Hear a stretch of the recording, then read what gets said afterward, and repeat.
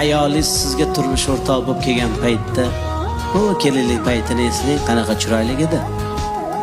Qanaqa sarvqomat edi. Siz ko'rayotgan o'sha sarvqomatlardan ham sarvqomat edi.